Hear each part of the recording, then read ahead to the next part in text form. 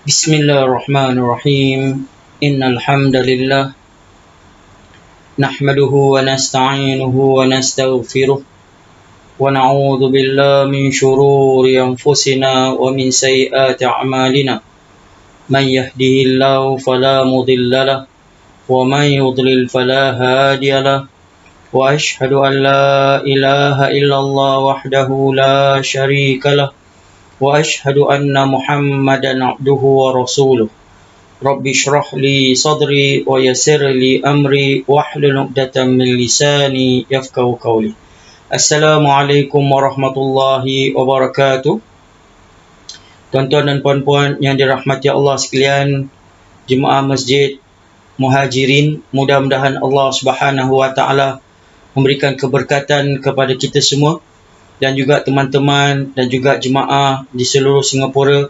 Mudah-mudahan Allah Subhanahu wa taala terima segala amal ibadah kita yang kita lakukan sepanjang 10 hari pertama bulan Zulhijjah, dan juga mudah-mudahan Allah Subhanahu wa taala terima segala kurban-kurban yang kita akan lakukan pada hari raya kelak, dan juga mudah-mudahan Allah Subhanahu wa taala membersihkan diri kita daripada segala noda dan dosa, dan juga mudah-mudahan Allah Subhanahu wa taala memperbaiki akhlak dan juga tingkatkan iman dan ketakwaan kita, dan kumpulkan kita di kalangan mereka-mereka yang dirahmati dan diridai. Amin ya rabbal alamin. Jadi alhamdulillah tuan-tuan dan puan-puan yang dirahmati Allah sekalian, pada peluang kali ini kita akan membincangkan satu topik yang agak menarik, satu topik untuk mendapatkan pengajaran-pengajaran, iktibar, tauladan-tauladan, iaitu daripada teladan Nabi Ibrahim AS buat bekal masa kini, iaitu kita ingin mempelajari kisah hidup dan juga sejarah yang telah dilalui oleh Nabi Ibrahim AS, dan mudah-mudahan dapat kita mengambil sedikit iktibar, sedikit pengajaran daripada kisah Nabi Ibrahim AS, insya-Allah. Jadi sebagai pengenalan, kita ingin mengetahui iaitu selok-belok dan latar belakang Nabi Ibrahim AS, salah satu daripada nabi-nabi yang agung, nabi-nabi yang mulia yang dikira sebagai ulul azmi, iaitu nabi yang 5 yang teragung, iaitu di antaranya Nabi Ibrahim AS, Nabi Nuh AS, Nabi Musa, Nabi Isa, dan juga Nabi Muhammad SAW. Dan Nabi Ibrahim AS telah melalui ujian yang sangat-sangat banyak dan sangat-sangat berat, sehingga kan dia dikenali sebagai Khalilullah. Khalilullah, iaitu kekasih Allah Subhanahu wa taala. Begitu juga dengan Nabi Muhammad SAW. Nabi SAW juga dikenali sebagai Khalilullah, kekasih Allah Subhanahu wa taala. Seolah-olah di sini untuk menunjukkan bahawa Nabi SAW dan Nabi Ibrahim AS telah melalui kehidupan yang dan pengorbanan yang sama. Bukan saja dalam segi sejarah, tetapi dalam segi rupa. Dalam bentuk badan pun sama, bersama dengan di antara Nabi SAW bersama dengan Nabi Ibrahim AS. Kerana apabila Nabi SAW naik, diangkat ke langit dan bertemu dengan Nabi Ibrahim AS, dan kemudian bila Nabi turun ke bumi dan menceritakan kepada para sahabat, Nabi berkata bahawa Nabi Musa AS menyerupai lelaki sekian-sekian, Nabi Isa AS menyerupai sekian-sekian, dan Nabi Ibrahim AS menyerupai teman kamu ini, iaitu dengan Nabi SAW dalam segi bentuk rupa. Jadi pengorbanan dan juga ujian yang telah dilalui oleh Nabi Ibrahim AS sangat-sangat banyak dan sangat-sangat sukar. Pertama sekali, Nabi Ibrahim AS, Allah Subhanahu wa taala sebut dalam Al-Quran bahawa Nabi Ibrahim AS telah dilahirkan di kawasan Iraq, dan kemudian dihidup di dalam kerajaan Namrud. Dia berdakwah kepada bapanya Azar, dan kemudian dia telah berumah tangga. Kemudian apabila berlaku kisah-kisah dekat Iraq, maka Nabi Ibrahim AS terpaksa keluar. Terpaksa keluar daripada Iraq. Dan dia telah berhijrah ke Palestin. Dan ini juga menunjukkan bahawa segala dan semua Nabi telah melalui penghijrahan. Mereka telah dihalau daripada negara-negara mereka dan mereka terpaksa tinggal di tempat-tempat lain. Semua Nabi-Nabi, termasuk Nabi Musa AS, Nabi Ayub AS, Nabi Yunus AS, Nabi Nuh AS, begitu juga dengan Nabi Muhammad SAW. Iaitu Nabi Muhammad SAW apabila menceritakan pertemuannya dengan Jibril AS di Gua Hira, dan dia telah bertemu dengan iaitu Waraqah ibn Naufal. Waraqah ibn Naufal, dan kemudian ceritakan apa yang telah dia nampak di Gua Hira. Maka Waraqah telah berkata kepada Nabi SAW, kamu akan dihalau oleh kaum kau, keluar daripada negara kau. Dan dia kata, adakah ini akan berlaku kepada aku? Dan Waraqah kata, ini berlaku kepada semua Nabi-Nabi. Berlaku, iaitu penghijrahan, dihalau daripada kaum mereka adalah lumrah yang berlaku kepada semua Nabi. Dan juga ujian yang akan dihadapi oleh mereka. Dan Waraqah berkata kepada Nabi SAW, kalaulah aku ni masih muda lagi, sudah pasti aku akan membantu engkau dan aku akan sokong perjuangan engkau. Tetapi Waraqah selepas itu tidak dengari tentang sejarahnya. Maksudnya selepas itu mungkin Waraqah pun meninggal. Jadi di sini Nabi Ibrahim AS tinggal di Iraq, kemudian dia terpaksa keluar. Tinggalkan Iraq dan kemudian dia tinggal di Palestin. Dari di Palestin diteruskan dakwahnya. Kemudian dia telah pergi ke Mesir. Di sini Mesir, ketika itu dia telah diuji lagi, iaitu isterinya Hajar telah dicekup, telah dirampas oleh Raja Mesir untuk dijadikan sebagai gundik. Tetapi apabila dimasukkan dalam bilik, maka dengan kuasa Allah Subhanahu Wa Taala, Raja Mesir tiba-tiba menjadi lumpuh. Dan kemudian dimohon kepada Sarah, mohon kepada Sarah supaya doakan supaya dia sembuh. Maka Sarah berdoa, maka dia telah sembuh. Kemudian dia buat lagi sekali. Dia cuba menghampiri Sarah, lumpuh lagi sekali. Sehingga 3 kali.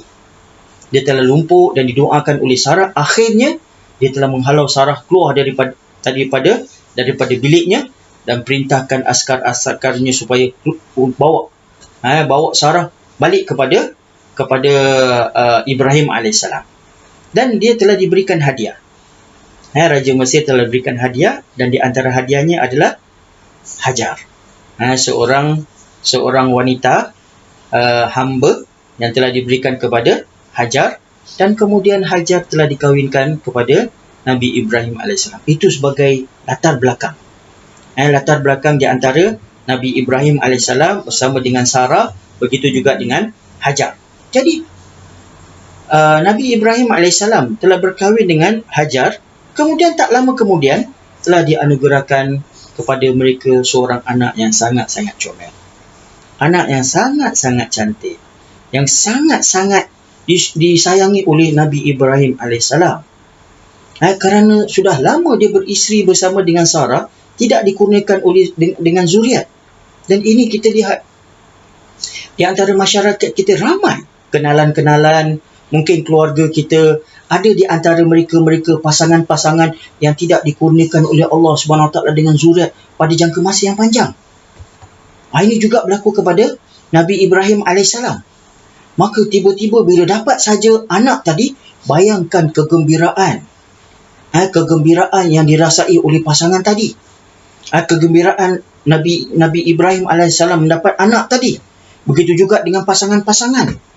Apabila dianugerah anak setelah perkahwinan mereka yang agak panjang. Dan kita juga sebagai masyarakat, bagi mereka yang tidak mempunyai zuriat, kita kena ingat bahawa jangan berikan pressure, tekanan-tekanan kepada mereka. Kerana zuriat ni adalah kurniaan Allah Subhanahu Wa Taala. Nabi Ibrahim seorang ulul azmi juga tidak dikurniakan anak oleh Allah Subhanahu Wa Taala bersama dengan Sarah. Jadi jangan pula kita jumpa teman, sahabat, tamat bila nak dapat anak. Ini semua kurniaan Allah Subhanahu Wa Taala.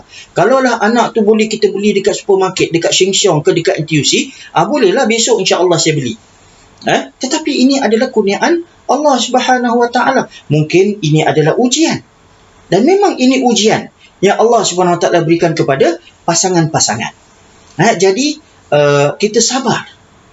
Kita sabar, dan bagi kaum keluarga yang boleh kita dapat lakukan adalah kita doakan. Mungkin kita doakan, jumpa saja, kita doakan semoga Allah Subhanahu Wa Taala kurniakan kepada kamu zuriat yang saleh dan solehah dengan cepat, dan mudah-mudahan Allah Subhanahu Wa Taala kurniakan kesihatan kepada mereka. Ini semua yang perlu kita lakukan. Tak perlu lagi kita tanya. Dan mungkin ada yang dapat anak seorang, kita kata bila nak dapat lagi? Bila nak dapat lagi? Ini semua kebiasaan. Kita kadang-kala di antara masyarakat kita nak buat perbualan. Nak start the ball rolling.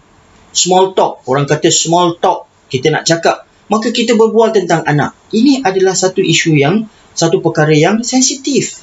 Kita tak tahu perkara-perkara yang dilalui. Mungkin penyakit yang dihadapi oleh isteri, penyakit yang dilalui oleh suami. Ini semua perkara-perkara yang intim, perkara-perkara yang rahsia yang tidak diberitahukan kepada kita.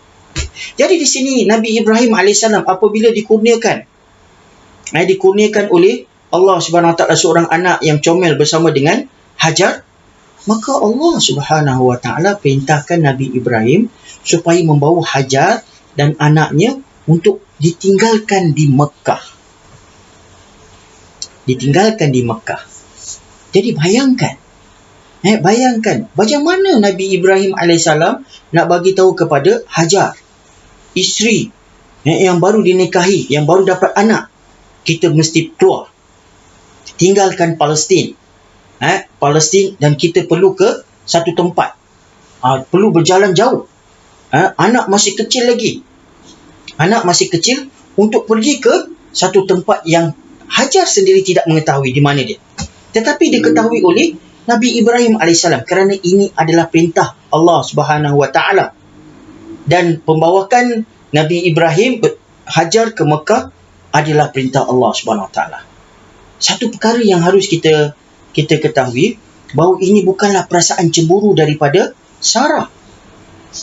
Ada di antara kita yang dengar kisah seolah-olah Sarah apabila saja Hajar mendapat anak, dia merasa cemburu, dan dia suruh supaya Nabi Ibrahim AS bawa Hajar supaya jauh daripada tempat. Ini bukan amalan, perkara yang dilakukan oleh Sarah. Sarah ni seorang wanita yang sangat-sangat saleh, sangat-sangat wara. Doanya mustajab. Kita dah dengar tadi bahawa apabila Raja Mesir ingin menghampiri dia, ingin menodainya, dia doa kepada Allah Subhanahu Wa Taala supaya pelihara dia, dan Allah Subhanahu Wa Taala melumpuhkan Raja Mesir. Jadi Sarah, dan kemudian Sarah sendiri yang telah menghadiahkan Hajar kepada Nabi Ibrahim AS supaya dijadikan isteri. Jadi kenapa pula ada sifat cemburu?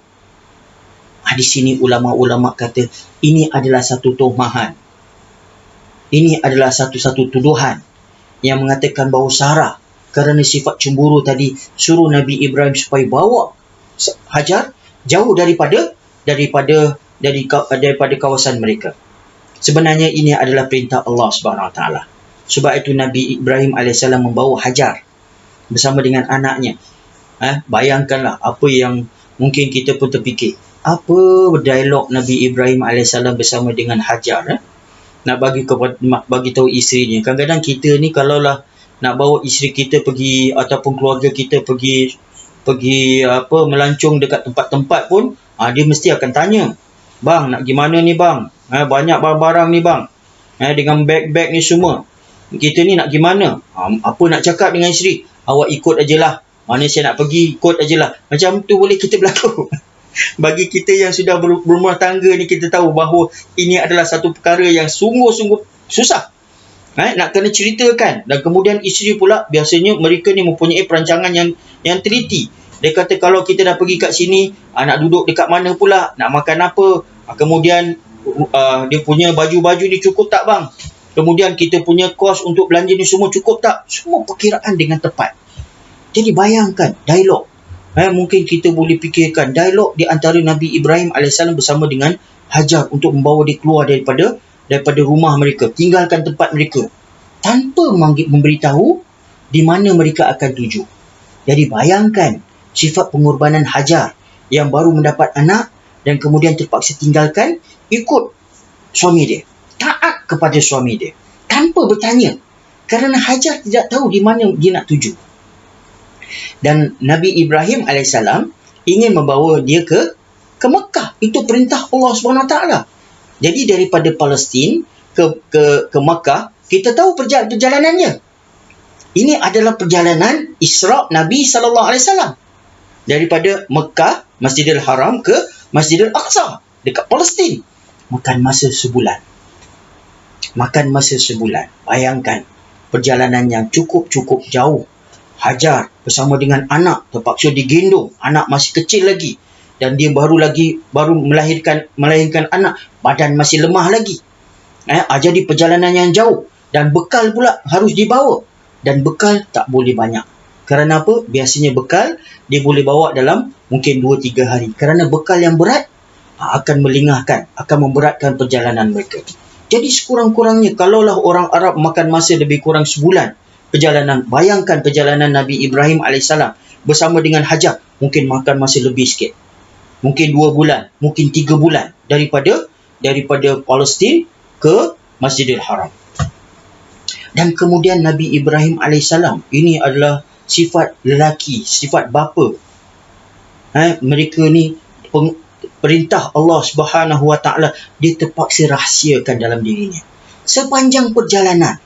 Sehingga kan Hajar pun tak dapat teka daripada riak muka suami dia, mana dia nak bawa kat kita ni.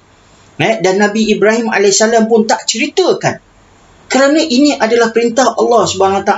Sehingga kan bila sampai saja dekat Mekah, kawasan di antara di kawasan Mekah, kawasan pergunungan, di antara wadi yang tidak ada tumbuh-tumbuhan, di situlah ditinggalkan Hajar. Bayangkan perasaan suami isteri tadi. Jadi kita kata ini adalah satu pengorbanan. Suami terpaksa terima melakukan apa yang telah diperintahkan oleh Allah SWT, dan isteri pun ikut sampai saja dekat Mekah. Bila ditinggalkan oleh Nabi Ibrahim AS, dia pun turunkan mereka dan bekalan yang baki yang ada. Bekalan baki, bayangkan tengah bawa makanan, kemudian tinggalkan bersama dengan Hajar, dengan anak dia, kemudian dia pun jalan. Terpanjat isteri. Isteri pun berkata, Bang nak gimana bang? Abang nak tinggalkan kita kat sini? Kemudian Nabi Ibrahim diam. Dia pun teruskan perjalanan dia. Kemudian Hajar tanya lagi, Bang, abang nak gimana? Macam tu lah, biasa. Jangan kata nak tinggalkan. Kalau kita keluar daripada rumah pun, isteri pun tanya. Kalau kita nak keluar daripada hotel ke, kita melancung mana-mana, kita nak keluar, isteri pun tanya, Bang, gimana? Tempat ni selamat ke tidak? Abang nak keluar seorang-seorang aja. Mungkin isteri pun akan tanya. Kerana risaukan tentang keselamatan masing-masing. Keselamatan dia, keselamatan suami. Jadi dia tanya, abang nak gimana? Nabi Ibrahim pun teruskan perjalanan. Kemudian bila dah 3 kali dia tanya, Hajar pun berkata, Allah amaraka bihadza. Dia pun berkata, adakah Allah perintahkan kamu untuk buat perkara ini? Maka Nabi Ibrahim pun angguk. Maka Hajar pun faham. Dia kata, idzan la yudayuna. Maka kalau begitu, Allah Subhanahu Wa Taala tidak akan sia-siakan kami. Itu sifat tawakal yang ada pada Ibrahim AS dan juga kepada isterinya Hajar. Maksudnya Hajar ni adalah seorang wanita juga, wanita yang saleh, telah ditarbiyah telah diajarkan oleh seorang Nabi yang mempunyai akhlak yang tinggi, mempunyai keimanan, ketakwaan yang cukup-cukup kuat dan cukup-cukup sempurna kepada kuasa Allah Subhanahu Wa Taala. Jadi di sini Nabi Ibrahim alaihissalam, jadi Hajar terpaksa, walaupun kawasan tidak ada tumbuh-tumbuhan, tidak ada pokok, huntang, Allah Subhanahu Wa Taala telah ceritakan dalam sepotong ayat. Allah kata, di sini Nabi Ibrahim alaihissalam bila tinggalkan isterinya, maka Nabi Ibrahim pun berdoa. Ini adalah doa seorang bapa, seorang ketua kepada keluarga. Jadi ini juga, kisah ini menunjukkan kalau kita sebagai suami, sebagai ketua keluarga, sebagai bapa, jangan kita tinggalkan doa-doa untuk isteri dan anak-anak kita. Sering doa. Di antara doa yang Nabi ajarkan kepada kita supaya sentiasa baca, iaitu Rabbana hab lana min azwajina wa dhurriyyatina qurrata a'yunin waj'alna lil muttaqina imama. Itu doa yang tak sepatutnya kita tinggalkan. Rabbana hab lana, ya Allah, kurniakanlah kepada kami, hab lana min azwajina, daripada isteri-isteri kami, wa dhurriyyatina, daripada zuriat kami, qurrata a'yunin, iaitu penyejuk mata kami. Jadikanlah isteri dan anak-anak kami penyejuk hati. Maksudnya jadikanlah mereka orang-orang yang baik, orang-orang yang sukses, orang-orang yang melakukan amal ibadat yang baik. Apabila kita tengok, tenang hati kita, sejuk hati kita, mata kita pun sejuk aja. Qurrata a'yunin, waja'alna lil muttaqina imaman, dan jadilah kami sebagai di antara orang-orang yang bertakwa sebagai imam. Imam maksudnya sebagai orang yang ke depan, orang yang di antara yang dulu-dulu. Ini doa yang sepatutnya setiap suami, setiap bapa, begitu juga dengan ibu. Doa mereka tidak ditolak oleh Allah Subhanahu Wa Taala. Jangan pula kita sentiasa jumpa imam-imam, ustaz-ustaz minta doa. Apabila ada masalah kepada isteri, masalah kepada suami, masalah tentang anak, maka kita jumpa. Kita jumpa ustaz-ustaz, guru-guru, imam-imam, ada pula yang minta jampi, minta jampi air dan sebagainya. Ustaz, anak saya ni ada masalah. Anak saya ada masalah. Saya bawa air ni, ustaz bacakan sikit, doakan sikit pada ayat air ni, ataupun jampikan sikit supaya saya bagi minum kepada anak kita. Kehidupan bukan semudah itu. Kalaulah kehidupan kita tu kocak-kacir, kita kena tanya balik, bagaimana keadaan hidup kita? Kalaulah kita ni ikut perintah Allah SWT, maka Allah SWT akan mudahkan kehidupan kita. Kehidupan kita ni akan aman. Anak kita akan ikut perintah kita. Anak kita akan dengar kata-kata kita. Dan kita sentiasa doa bagi mereka. Kalaulah kita ada masalah kepada anak, maka doa. Bukan dengan baca air, kemudian beri minum kepada mereka, besok aja bukan main baik budak tu. Tiba-tiba budak tu memang nakal, keluar dengan teman-teman yang tidak baik. Beri minum aja besok jadi magic pula. Islam bukan cara begitu. Maksudnya apa? Kita mesti lakukan usaha. Usaha maksudnya apa? Dekatkan diri kita balik kepada anak tadi. Kena fikir balik apa silap kita. Jumpa suami isteri. Suami isteri ni kenapa? Apa sebabnya? Anak-anak kita ni nakal. Suami isteri nak kena balik, fikir balik, berbincang. Adakah kerana mungkin isteri ni kadang-kadang kata A, suami kata B, sebab itu anak ni memberontak. Anak tu gunakan ambil peluang daripada mak ataupun bapa. Jadi suami isteri, kalaulah isteri kata A, suami kata A. Kalau suami kata B, isteri cakap B. Jangan pula A dengan B, gaduh. Dan kemudian kalau suami isteri gaduh, anak tu pula lebih suka duduk dekat luar, berkawan dengan budak-budak dekat luar. Dekat rumah ni dia rasa macam ada api, panas. Tetapi kalaulah keluarga kita aman, suami isteri, ibu bapa, keadaan mesra, anak nak duduk rumah pun mereka rasa nyaman. Keluar mungkin kerana tugas-tugas tertentu ataupun ada perkara-perkara yang penting. Jadi di sini doa. Maka Nabi Ibrahim AS bila dah tinggalkan isteri dan anaknya Hajar dan Ismail AS di Makkah, maka dia pun berdoa. Jauh sedikit daripada Makkah, maka dia berkata, Rabbana inni askantu min dhurriyyati biwadin ghairi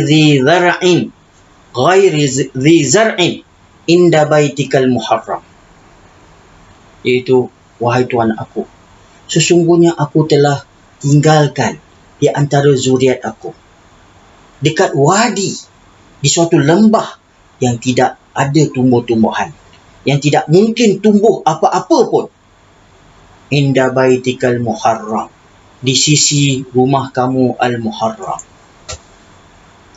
Jadi di sini Nabi Ibrahim AS ini ketika ni cuba kita bayangkan bahawa Masjidil Haram belum lagi dibinakan, tetapi Nabi Ibrahim AS sudah menyebutkan, aku telah tinggalkan ya Allah anak dan isteri aku di rumah engkau al-muharram. Sebab tu ulama-ulama mempunyai penafsiran yang berbagai-bagai.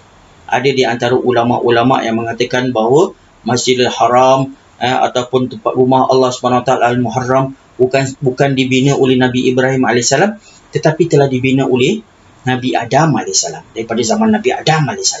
Ini semua tafsiran-tafsiran ulama. Kemudian dia kata, Rabbana liyuqimus salah.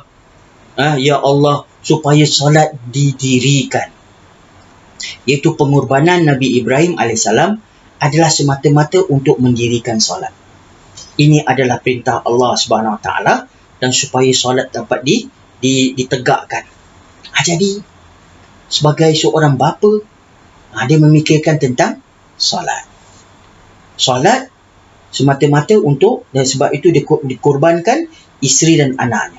Ini satu pengorbanan semata-mata untuk solat. Maka kita juga, kita tak perlu korban, tetapi kita harus memikirkan tentang satu pengajaran, iaitu kita memberikan perhatian yang sangat-sangat tinggi kepada amalan solat. Tingkatkan amalan solat, ataupun kita tekankan amalan solat kepada isteri dan anak-anak kita. Di antara, pertama sekali, kalaulah anak-anak nakal, tidak dengar, maka pertama sekali kita buat apa? Antara suami isteri, kita pakat. Kita kata, yang, suami cakap yang, atau kasih, ataupun dinda. Mungkin gunakan kalimat-kalimat yang mesra. Ayang, intan, payung, ataupun nyawa. Itu semua. Ini semua kata-kata.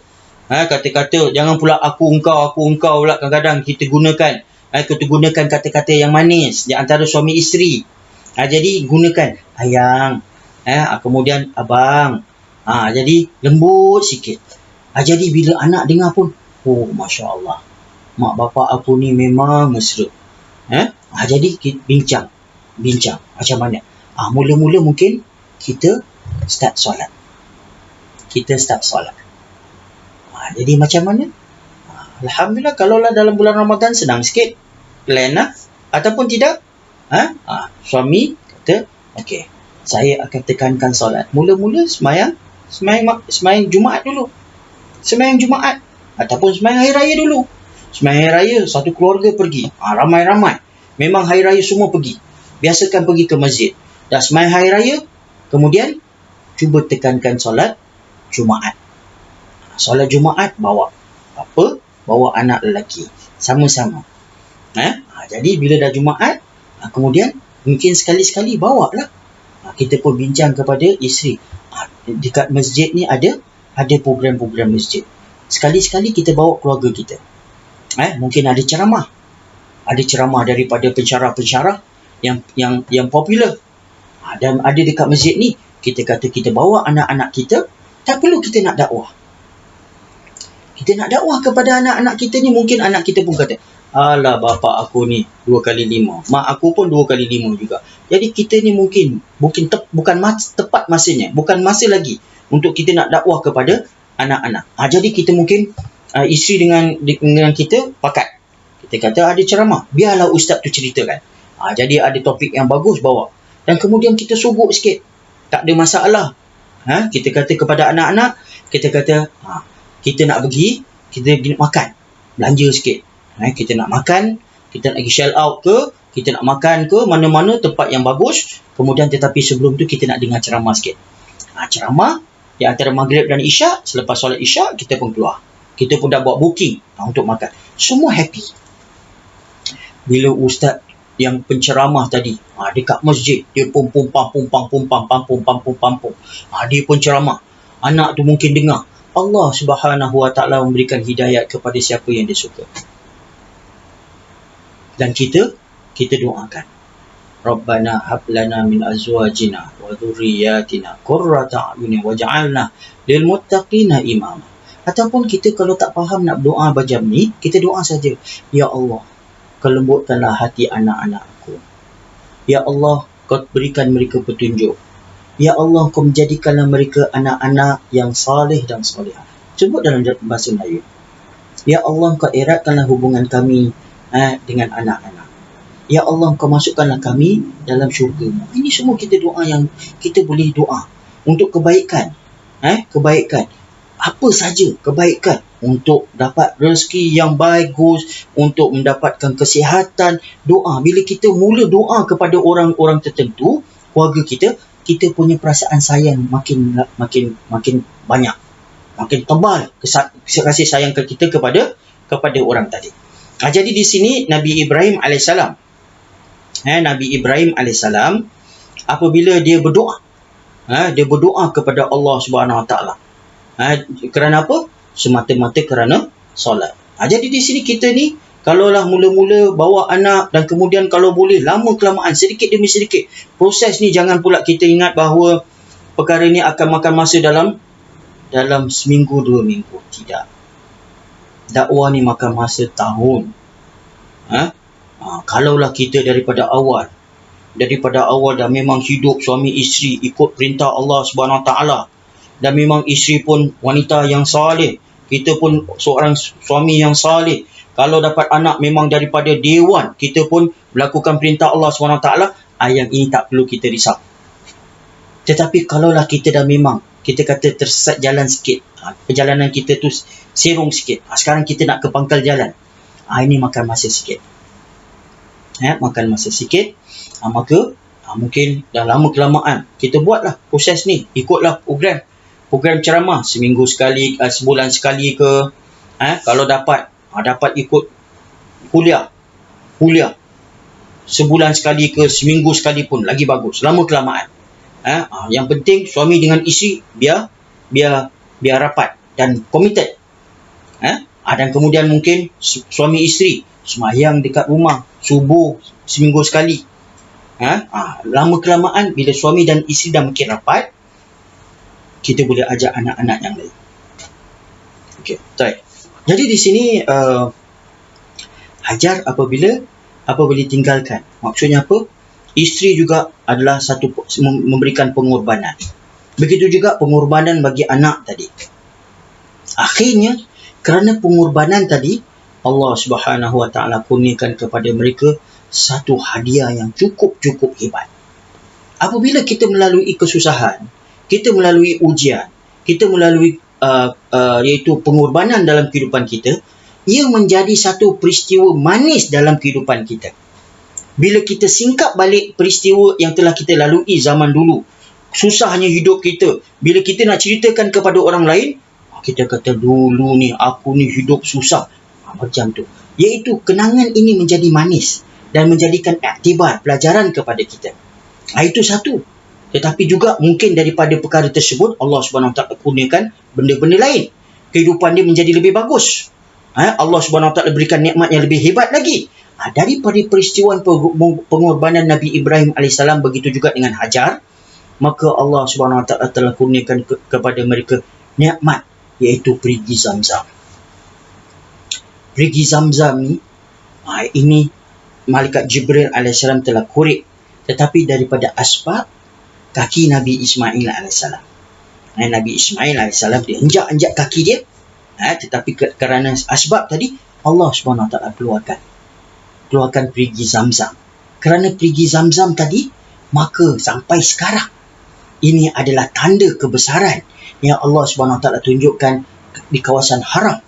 Sampai hari ini kita pelik bagaimana perigi yang kecil boleh dapat berikan minuman, air kepada jutaan manusia daripada zaman Nabi Ibrahim AS sampai sekarang. Sudah berapa ribu tahun.